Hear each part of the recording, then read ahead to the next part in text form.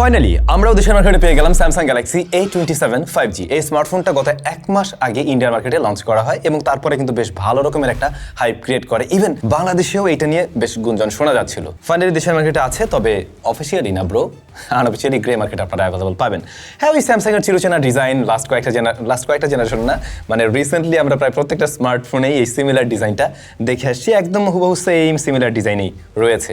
রিয়ার প্যানেলটাতে বেশ ভালো রকমের ফিঙ্গারপ্রিন্ট স্মাচেস বসতে দেখা যায়। বডি ফ্রেমটাতে প্লাস্টিক রয়েছে। এমনি হ্যান্ডফিল ভালো, একটু বড়সড় স্মার্টফোন, বাট হ্যান্ডফিল খারাপ নয়, একটু টফ হেভি টাইপের আর কি স্মার্টফোন। বাই দ্য ওয়ে, ডিভাইসটা আমাদের স্টুডিওতে পাঠিয়েছে SMS গ্যাজেটস, তাদের কাছেই মনে হয় রাইট নাও এটা অ্যাভেলেবল আছে। ভিডিও ডেসক্রিপশনে ওদের ইনফরমেশন মেনশন করা আছে। ঢাকার বাইরে বিভিন্ন জায়গায় তাদের স্টোর রয়েছে, বিভিন্ন জেলায়। আপনারা চাইলে আপনার নিজস্ব স্থান থেকেই হয়তো কালেক্ট করতে পারবেন অথবা অনলাইন থেকেও পারচেস করতে পারেন। লিংক ডেসক্রিপশনে মেনশন করা আছে। কারেন্টলি এটার প্রাইস রয়েছে 35,000 টাকা প্লাস। ওজনের দিক থেকে 200 গ্রাম, মোটামুটি স্ট্যান্ডার্ডই আমি বলবো। IP64 এর রেটিং রয়েছে, সো স্প্ল্যাশ প্রুফ আপনি বলতে পারেন। চলেন, স্যামসাং এর ডিসপ্লের প্রতি সবার একটা অন্যরকম আকর্ষণ থাকে, আমরা একটু এটা দেখি। ডিসপ্লেটার সাইজ 6.7 ইঞ্চ, এটা সুপার অ্যামোলেড প্যানেল। স্যামসাং এর সুপার অ্যামোলেড প্যানেল নিয়ে নতুন করে বলার তো তেমন কিছু নেই, আপনারা সবাই জানেন। আর এখানে আমরা 120 হার্টজ পর্যন্ত হাই রিফ্রেশের দেখি। ডিসপ্লেটা ফুল HD প্লাস রেজুলেশনের, যদিও বা এরকম প্রাইস সেগমেন্টে আমরা এর আগে 1.5K রেজুলেশনের স্মার্টফোনই দেখতাম। বাট স্যামসাং এর এই ফুল HD প্লাস নিয়ে আমার কোনো কমপ্লেন নেই। কমপ্লেন যেটা নিয়ে আসে সেটা হচ্ছে লোয়ার চিন দেখুন, বেজেল এরিয়া দেখুন, এগুলো একটু মোটা লাগে, একটা বাজেট ফোনের ফিল দিচ্ছে। লাইক আপনি এরকম ফোন 22-23 হাজার টাকা এক সময় কিনতেন, ওরকম টাইপের একটা ফিল দেবে, যে কারণে আপনার মনে হবে যে না, জিনিসটা একটু বেশি লাগছে। তবে এখনকার সিচুয়েশন একটু ডিফারেন্ট, এটাও আপনারা মাথায় রাখতে পারেন। টপ সেন্টারে 5 হোল কাটআউট আছে, আর যেহেতু এটা AMOLED panel, super AMOLED panel, colour reproduction খুবই ভালো, ভিভিড ভাইব্রেন্ট কালার দিচ্ছে। টাচ রেসপন্স নিয়ে কোনো প্রবলেম নেই। এই স্মার্টফোনটা আমরা ইনডোরে আউটডোরে সব জায়গায় ঠিকভাবে ব্যবহার করতে পারছি। ব্রাইটনেস জনিত কোনো ধরনের প্রবলেম আমরা ফেস করিনি। আবার প্রোটেকশনের ব্যাপারও একদম খারাপ না। Corning gorilla glass Victus plus এটাকে প্রোটেকশন করছে, সো সেই জায়গা থেকেও ওকে। যারা কিনা মাল্টিমিডিয়া কনজাম্পশন করেন প্রচুর বা করবেন, তাদের কাছে এই ডিসপ্লেটার কালার কন্ট্রাস্ট এই বিষয়গুলো খারাপ রাখার কথা নয়। এবার যদি আমরা ক্যামেরাতে যাই, স্মার্টফোনটার রিয়ারে আমরা 3টা ক্যামেরার সেটআপ দেখছি। না, অন্য ব্র্যান্ডের মতো মেইন ক্যামেরায় মেইন ব্যাপারটা এমন না, এখানে আলট্রা ওয়াইডও আছে। মেইন ক্যামেরা 50 মেগাপিক্সেল, পরবর্তী শুটার আলট্রা ওয়াইড 5 মেগাপিক্সেল, পরবর্তী শুটার 2 মেগাপিক্সেল, আর ফ্রন্ট ফেসিং ক্যামেরায় রয়েছে 12 মেগাপিক্সেলের শুটার। এখন রিয়ারের এই 5 এর বদলে যদি 8 হতো অ্যাটলিস্ট, তাহলে এটা আরো বেশি স্ট্যান্ডার্ড থাকতো, যদিও এখন এই প্রাইস সেগমেন্টে অনেক কম দেখা যায়। আচ্ছা, আমরা আলট্রা ওয়াইডটা নিয়ে শুরু করলেই বলবো যে প্রপার লাইটিং কন্ডিশনে আমরা শার্পনেস ডিটেল ভালো দেখি।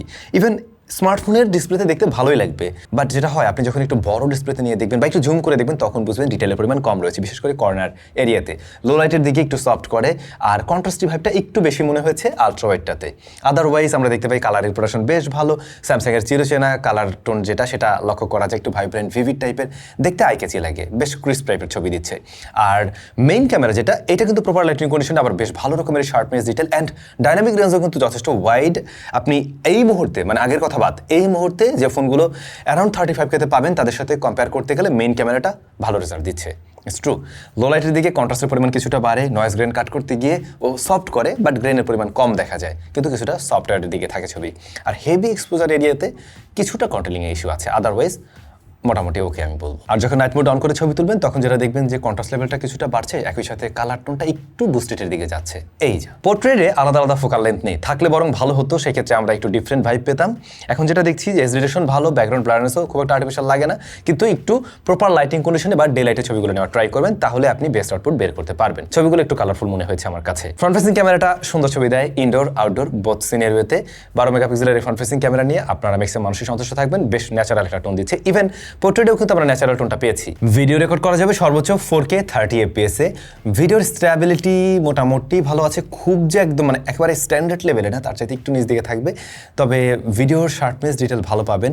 অনেকেই আছেন অ্যারাউন্ড 35K তে একটা স্মার্টফোন কিনে হয়তো ভিডিও করার প্ল্যান করেন, আই থিঙ্ক যে এটা দিয়ে কাজ চালাতে পারবেন। তবে 60 FPS থাকলে একদম পারফেক্ট মজাটা পাওয়া যেত। 60 FPS এখানে আছে, কিন্তু তখন আপনাকে রেজোলিউশন হারাতে হচ্ছে, 1080p রেকর্ড করতে হবে। ওইটা অনেক বেশি স্মুথ, বাট আপনি রেজোলিউশনের ঘাটতি পাবেন, ডিটেলের পরিমাণ কম মনে হবে। 4K 30 FPS কিছুটা জিটারিং লক্ষ্য করছে, আদারওয়াইজ ওকে। এই ছিল ফ্রন্ট ফেসিং ক্যামেরার ভিডিও স্যাম্পল, যেখানে আমরা সর্বোচ্চ 1080p 30 fps রেকর্ড করতে পারছি না, এইখানে আপনি 60 fps পাচ্ছেন না। আর এইটার কালার টোনটা আমার কাছে ঠিক নেই বলে মনে হয়েছে। ফ্রন্ট ফেসিং ক্যামেরাটা একটু ওভারব্লোন, একটু ফ্যাকাশে করার একটা বিষয় আছে আর কি। এইটা আর একটু অ্যাকুরেসির জায়গায় নিতে পারলে ভালো হয়। রিয়ারের ক্যামেরাটা আমরা যেমনটা দেখছিলাম, ফ্রন্ট ক্যামেরার ভিডিওটা ওই লেভেলে পুশ করতে পারেনি। সাউন্ডটা রেকর্ড হচ্ছিল স্মার্টফোনের মাইক্রোফোনে। সাউন্ড কোয়ালিটি কেমন লেগেছে ওটা আপনারা কমেন্ট করে জানাবেন। তো ক্যামেরা সেগমেন্টে এসে আমরা যেটা বুঝলাম, এই মুহূর্তে স্ট্যান্ড আউট করতে পারতেছে, ওটা নিয়ে কোনো সমস্যা নেই। অ্যারাউন্ড 35K বা বিলো 35K যে স্মার্টফোনগুলো রয়েছে তাদের সাথে কম্পিটিশনে টিকতে পারতেছে খুব ভালোভাবে। ইভেন আপনি যদি চিন্তা করেন অ্যাজ একটা ব্যালেন্স ফোন নেবেন, তাহলে এটাকে ওইভাবে কনসিডার করতে পারেন। আচ্ছা, ব্যালেন্স হইল কিনা চলেন ওটা দেখি। স্মার্টফোনটা out of the box run করছে কিন্তু One UI 8.5 on top of Android 16। তবে আসল জায়গা হলো ছয়টা মেজার আপডেট পাওয়া যাবে। এই কারণেই মানুষজন স্যামসাংয়ের ডিভাইস কিনে। অনেকেই রয়েছেন যারা একটা স্মার্টফোন কিনে যে আমি একটা ফোন টাকা পয়সা দিয়ে কিনবো, আমি দীর্ঘদিন ব্যবহার করতে চাই, আমার ফোনটা যাতে লেটেস্ট অ্যান্ড্রয়েডে রান করে। সো এই ফোনগুলো হচ্ছে তাদের জন্য। এখনকার স্যামসাংয়ের বাজেট ফোনগুলোতেও দেখবেন যে ওরা এই অ্যান্ড্রয়েডের ব্যাপারটা বেশ ভালোভাবে কন্টিনিউ করার ট্রাই করছে। এটা অবশ্যই একটা ভালো দিক। আর সেই সাথে One UI এর পারফরমেন্স দুর্দান্ত ছিল। নর্মালি One UI যথেষ্ট স্মুথ একটা UI। পার্সোনালি আমি স্যামসাং ব্যবহার করি One UI এর জন্যই, এবং এই স্মার্টফোনের সাথেও রেজাল্ট ভালো দেখছি। ডেফিনেটলি আমি অবশ্যই একদম ফ্ল্যাগশিপের সাথে কম্পেয়ার করতে পারি না, ওই লেভেলে আপনি স্পিড পাবেন না। স্টিল আপনার কাছে বেটার মনে হবে, যেহেতু এটার storage type UFS 3.1। That's why আপনি রেগুলার টাস্কে যে কোনো একটা অ্যাপ থেকে একটা অ্যাপে সুইচ করছেন, অ্যাপ ওপেন ক্লোজ টাইম সেগুলো বেশ ফাস্টার লক্ষ্য করবেন। ওই জায়গাগুলো ঠিকঠাকই আছে। কিন্তু এখানে যে এসওসিটা রয়েছে একটু পুরাতন এবং অ্যারাউন্ড 35K এর চাইতে বেটার চিপ এক্সিস্ট করে। কোয়ালকম স্ন্যাপড্রাগন 6 Gen 3 রয়েছে। কোয়ালকম স্ন্যাপড্রাগন 6 Gen 3 মানে খুব আহামরি লেভেলের কোনো চিপ না, এটা মিড রেঞ্জের দিকের একটা চিপ, যেটার থেকে আপনি ওই লেভেলে পারফরমেন্স পাবেন। এই স্মার্টফোনটা আরেকটু বেটার পুশ করতেছে কীভাবে, ওর যেহেতু ইউআইটা যথেষ্ট ভালো, স্টোরেজ টাইপটা ভালো দিছে, যে কারণে আপনি এটার থেকে রেগুলার টাস্কে খুব ভালো একটা পারফরমেন্স ডেলিভার করতে দেখবেন। কিন্তু আপনার যদি প্ল্যান থাকে আমি একটু হেভি গেমিং করি বা গেমিং করারই প্ল্যান মূলত, তাহলে কিন্তু এর চাইতে বেটার অপশন এক্সিস্ট করতে দেখা যায়। এমনকি আপনি আনঅফিশিয়াল যদি কেনেন, এই যে এই ফোনটাই আছে OnePlus Nord CE5, এই স্মার্টফোনটা কিন্তু আরও বেটার চিপ অফার করছে, যেটা গেমিংয়ের জন্য আরও বেটার। ইভেন দাম সেম 36,000 টাকায় পাওয়া যায় দুইটা স্মার্টফোনে। তো সেই জায়গা থেকে আপনি ওটাকে তখন চয়েস করতে পারেন। বাট যদি আপনার মনে হয় আমি লং রানে একটা বেস্ট পারফরমেন্স চাই, রেগুলার ব্যবহারকারী আমি, আমার মোটামুটি মাল্টিটাস্কিংয়ে কাজ করে, কিন্তু আমি গেমিংয়ের জন্য ডেডিকেটেডলি ফোনকে চয়েস করতে চাচ্ছি না, দেন আপনি এটা থেকে আসতে পারেন। এবং স্যামসাংয়ের এই ধরনের ফোন যারা কেনে না, তারা এই টাইপের ইউজার হয়ে থাকে।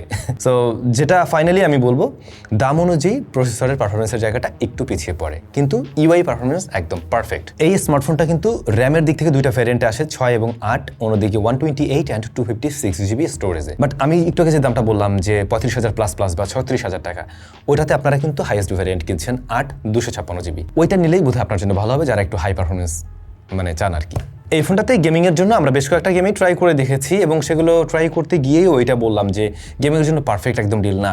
যেমন ধরেন আমরা PUBG ট্রাই করছিলাম, স্মার্টফোনটাতে চলছে, হাইয়েস্ট সেটিংসে আসলে না খেলার জন্য আমি রিকমেন্ড করবো। আপনারা লোয়ার সেটিংসে খেলতে বরং বেটার আপডেট পাবেন, বা তখন দেখা যায় যে ও একটা স্ট্যান্ডার্ড রেজাল্ট দিতে পারে। তারপরও ফ্রেম রেট ওঠানামা করতে দেখা গেছে, তবে খুব আহামরি লেভেলের হিট জেনারেট করতে আমি দেখিনি। আবার যেমন ধরুন ফ্রি ফায়ারও প্লে করছিলাম, ফ্রি ফায়ারটা কিন্তু তুলনামূলকভাবে ভালোই রেজাল্ট দেয়। ইভেন আপনি ফ্রি ফায়ার যদি খেলেন তাহলে এটা দিয়ে মোটামুটি কাজ চালাতে পারবেন। বাট না, একদম ওই রেকর্ড করে ডেডিকেটেডলি আমি গেমিং করবো এটা দিয়ে ওই প্ল্যান করেন না ফ্রি ফায়ারে। তাছাড়াও আমরা ভারী গেম গেনশন ইম্প্যাক্টও ট্রাই করছি ভাই, এই ফোনে চলছে, বাট 30 FPS খেললে খেলা যায়, কিন্তু তারপরও ওই গেম না খেলাটা উচিত হবে। ওভারঅল ফোনের উপরে খুব ভালো রকমের প্রেশার দেবে, কারণ ওই গেমের সাইজটাই অনেক বড়, ফোনের উপরে মারাত্মক লেভেলের প্রেশার দেয়, ওটা না খেলাটা ভালো। সোফার গেমিংয়ের জন্য পারফেক্ট ডিল না হলেও রেগুলার কাজের জন্য ঠিক আছে। ফিঙ্গারপ্রিন্ট স্ক্যানারটা দিয়ে রাখছে সাইড মাউন্টেড, যেটা আসলে 36,000 টাকার একটা ফোনে আমরা মোটে এক্সপেক্ট করি না। সো ওই জায়গায় আমি বলবো আপনাকে ছাড় দিতেই হচ্ছে, কিছু করার নেই। বাট এটা হয় নাই আর কি, বিষয়টা এরকমই। এটা এমনিতে ফাস্ট অ্যান্ড একিউরেট। সিঙ্গেল স্পিকার দেওয়া আছে ভাই, এটাও তো গেল না। আপনি স্যামসাংয়ের একটা ডিভাইস যে স্মার্টফোনটা সব দিক থেকে মোটামুটি ব্যালেন্স করে ট্রাই করছে, বাট সেই ফোনটার আমরা স্পিকার ও সিঙ্গেল দেখছি, এটা বেমানান। আমি গতকালকের ভিডিওতেই বলছিলাম আপনারা আরও অনেক স্মার্টফোন দেখবেন যেগুলোতে মানে day by day cost cutting মানে করতে শুরু করবে বিভিন্ন ছোটো ছোটো জিনিসগুলোতে। তো এইটার ক্ষেত্রেও সেরকম অবস্থা আমরা দেখতে পাচ্ছি। সিঙ্গার স্পিকারটার কোয়ালিটি ভালো, লাউড ক্লিয়ার সাউন্ড দেয়, একেবারে ফুল ভলিউমে একটু ডিস্টরশন দেয়, বাট ভাই স্টেরিওর মজা তো আমাকে সিঙ্গার স্পিকার দিতে পারবে না, তো ওইখানেও কমতি আছে। এই বিষয়গুলোই হয়তো অনেকের জন্য না কেনার কারণ হয়ে দাঁড়াতে পারে, এই ছোট্ট বিষয়গুলো অনেকের জন্য। যেমন আমি হইলে শুধু সিঙ্গার স্পিকার দেখে আমি কিনতাম না, সত্যি কথা এটাই। এখন এটা আপনার কাছে ম্যাটার করতেও পারে, নাও করতে পারে। আচ্ছা, এরপরে ব্যাটারি আছে 5000 mAh, এইটাও বিলো স্ট্যান্ডার্ড আমি বলতে পারি। স্যামসাংয়ের উচিত ব্যাটারি দিকে একটু গুরুত্ব দেওয়া, অ্যাটলিস্ট এই যে বাজেট ফ্রেন্ডলি ফোনগুলো এগুলোর ক্ষেত্রে অবশ্যই, বা মিড রেঞ্জের ফোনগুলোতে আর একটু বড়সড় ব্যাটারি ওরা দিতে পারে, বাট দিচ্ছে না। 25 ওয়াটের চার্জিং সিস্টেম সাপোর্ট নেয় এই ডিভাইস। এখন ব্যাকআপ আপনি একদিন ঠিকই পেয়ে যাবেন, মানে কোনোভাবে একদিন পেয়ে যাবেন, সেটা নিয়ে সমস্যা নেই, কিন্তু এটা বিলো স্ট্যান্ডার্ড। আমরা ওভারঅল যা দেখছি এই প্যাকেজের দাম হওয়া উচিত ছিল 33,000 টাকা। এই সময়ের বিবেচনা করে আমি বলছি, তাহলে আমি এটা নিয়ে এই ছোটো ছোটো যে কমপ্লেনের জায়গাগুলো তাও বলতাম যে ভাই যা আছে এর মধ্যে থেকে কিনেন। বাট আপনার যদি মনে হয় যে আপনি 35,000 টাকার মধ্যে এটা স্যামসাং ফোন চাচ্ছেন, তাহলে বোধহয় এই ডিলটা আপনি দেখতে পারেন, কারণ আপনার এর পরবর্তীতে যেটা কিনতে হবে সেটা হচ্ছে গিয়ে গ্যালাক্সি A37 মনে হয়, যার দাম প্রায় 39,000 টাকা এখন। বাট ওটার চাইতে এইটা কিছুটা কম দাম আছে, সেই জায়গা থেকে দেখা যেতে পারে। এই আর কি। আপনাদের কাছে কেমন লেগেছে এই ফোন কমেন্ট করে জানাবেন। সবাই ভালো থাকুন, অনেক বেশি ভালো।